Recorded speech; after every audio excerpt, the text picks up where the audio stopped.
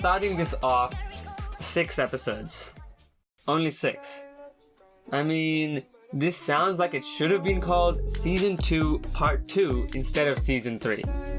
I'm not really sure what they were thinking. I guess Season 3 does build up the hype. But honestly, after watching it, the story itself did deserve its own title as Season 3. Because they went so nuts with it.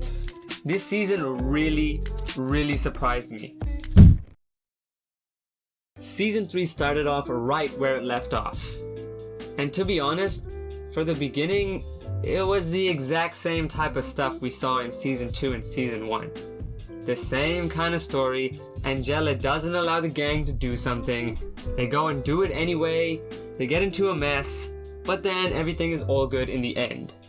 And maybe at the end of the episode, for a brief 2 minutes or something, they'll introduce a key point to the plot for the overall story. I think this is what I really hated about the previous seasons and the very beginning of this one. Every episode feels the exact same. Sure, they have a different story, but it's the same stuff over and over again, and it's annoying, it's lazy writing, and it feels so unnecessary at times. It makes me think, do these writers actually know how to write a story, instead of recycling the same garbage again and again?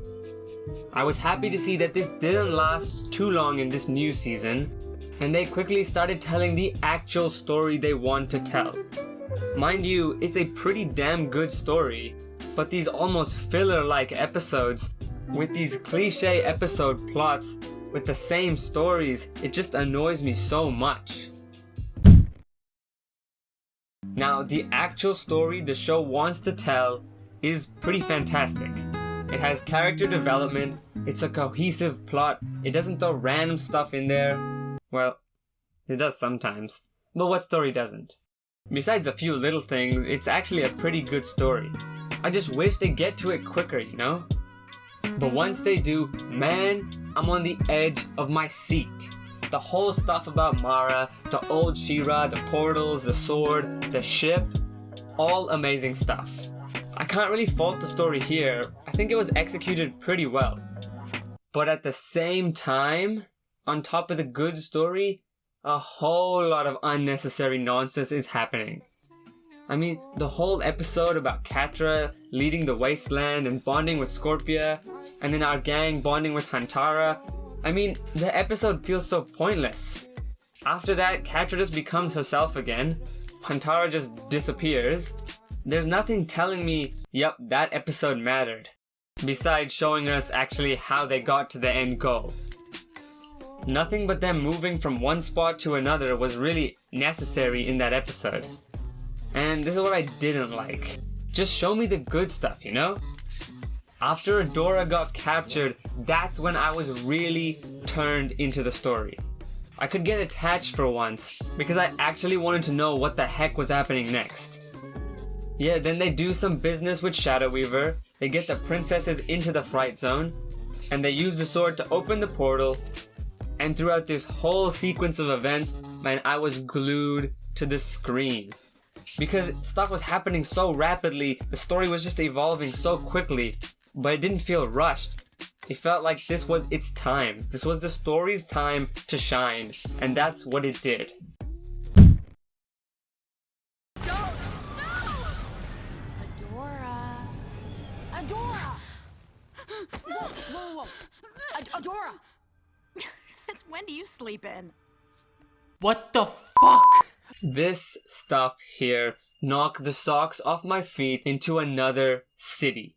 Man, I was not expecting a source code kind of repeat your life, go back in time, all this mumbo jumbo nonsense kind of story. And for that whole episode, and the next one, I was so eager to know what happens next. And this is the one thing I love about this show, is that randomly they'll just throw in an episode which makes me just go, wow, these people know exactly what they're doing.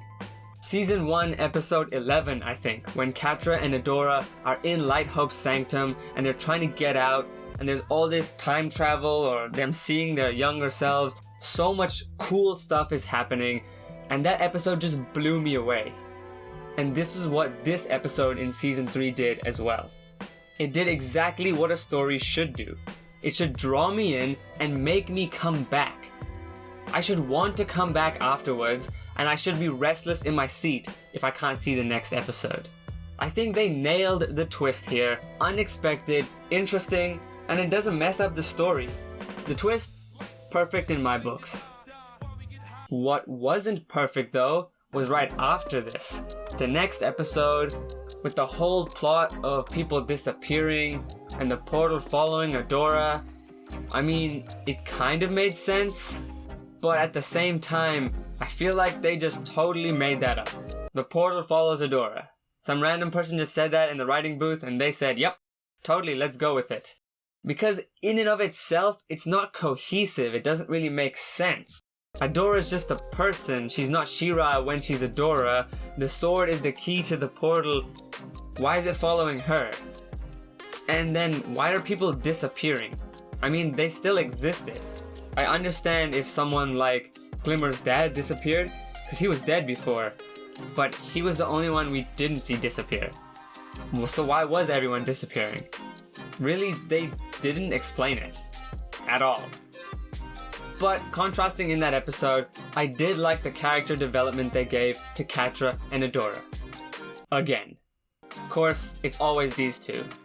But at the same time, after all this development, if everything got reversed after the world was saved, does Catra even remember the whole encounter?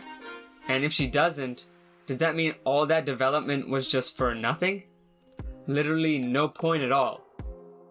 I don't really know. Sounds pretty dumb to me if after the world reset, no one but Adora remembers anything. Cause what was the point of it then? Why all that character development? You know?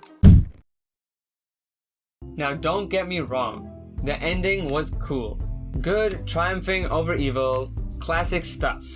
I'm not really mad about that. What I am skeptical about is the next season now. I feel like, I know that we are just gonna start from square one again, in terms of pacing and episode plots. It happened at the end of season 1. They saved the world from ending, there was this amazing battle, this amazing development of story, and then season 2 starts, and it's the same old stuff again. Same kind of story, the pacing's all slow again. They spend time building this intense pacing of the story, they ramp it up all the way, then it explodes. And then the new season starts and the ramp is all the way down at the bottom again.